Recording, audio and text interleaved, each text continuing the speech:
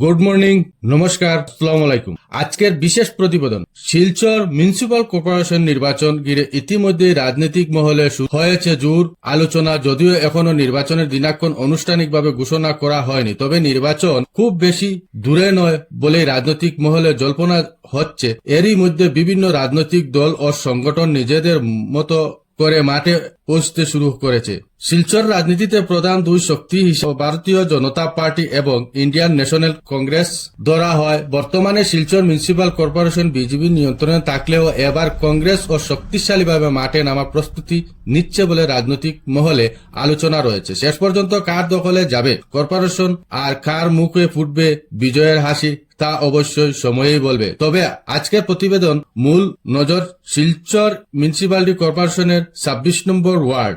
এই ওয়ার্ডে সম্ভাব্য প্রার্থী হিসেবে কয়েকটি নাম নিয়ে আলোচনা শুরু হয়েছে, যদিও এখনো পর্যন্ত কেউ প্রকাশ্য নিজের প্রার্থিত্বের কথা ঘোষণা করেননি। তবে সোশ্যাল মিডিয়ার বিভিন্ন পোস্ট ও আলোচনার মাধ্যমে ২৬ নম্বর ওয়ার্ডের সাধারণ মানুষের মধ্যেও একজন নতুন ও তরুণ মুখকে নিয়ে আগ্রহ দেখা যাচ্ছে বলে দাবি করা হচ্ছে। সেই আলোচনায় উঠে এসেছে তরুণ শিক্ষিত যুবক আরিফ মনসুর লস্কর এর নাম। জানা যাচ্ছে তিনি বিএ এলএলবি ডিগ্রি অর্জন করেছেন এবং অল ইন্ডিয়া বার এক্সামিনেশন উত্তীর্ণ হয়েছেন। বর্তমানে তিনি এলএলএম অধ্যয়নরত রয়েছেন বলে জানা গেছে। রাজনৈতিক পরিচয়ের দিকে থেকেও তার নাম নিয়ে আলোচনা রয়েছে। তিনি সুনাই সমষ্টির বিধায়ক আলহাজ আমিনুল হক লস্করের সুপুত্র বলে জানা যায়। তবে গুরুত্বপূর্ণ বিষয় হলো এখনো পর্যন্ত আরিফ মনসুর লস্কর নিজে প্রকাশ্য ঘোষণা করেননি, তবে উনার মত আছে বলে কল্পনা করা যাচ্ছে যে তিনি ২৬ নম্বর ওয়ার্ড থেকে মিউনিসিপাল কর্পোরেশন নির্বাচিত প্রতিদ্বন্দ্বিতা করবেন।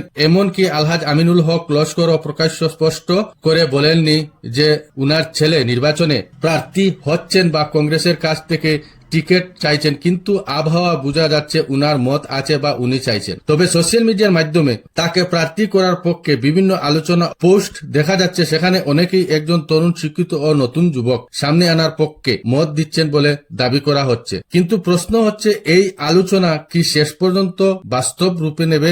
আরিফ মনসুর লস্কর কি সত্যি নির্বাচনের মাঠে নামবেন? কংগ্রেস কি তাকে প্রার্থী করবে, নাকি শেষ মুহূর্তে অন্য কোনো মুখকে সামনে আনা হবে? এই প্রশ্নগুলোর উত্তর এখনো স্পষ্ট নয়। তাই আপাতত ২৬ নম্বর ওয়ার্ড যা চলছে তাকে বলা যায় সম্ভাব্য প্রার্থী নিয়ে রাজনৈতিক জল্পনা। শেষ পর্যন্ত দলীয় টিকিট কার হাতে যায়, কে আনুষ্ঠানিকভাবে নির্বাচনী মাঠে প্রবেশ করেন এবং জনগণ কাকে বেছে নেন, সেটাই হবে দেখার বিষয়। শিলচর মিউনিসিপাল কর্পোরেশন নির্বাচনে ২৬ নম্বর ওয়ার্ডের লড়াই কতটা জমে উঠে সেদিকে এখন নজর রাজনৈতিক মহল থেকে শুরু করে সাধারণ মানুষের।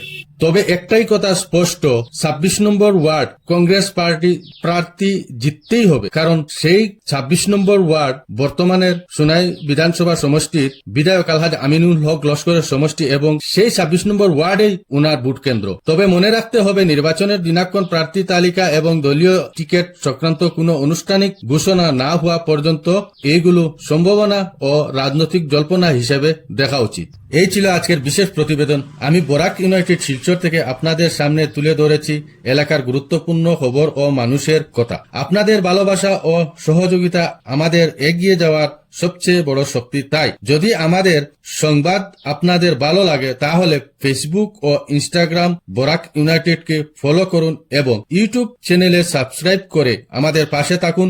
আপনাদের একটি ফলো, একটি সাবস্ক্রাইব এবং একটি শেয়ার আমাদের আরো ভালোভাবে কাজ করার অনুপ্রেরণা দেবে।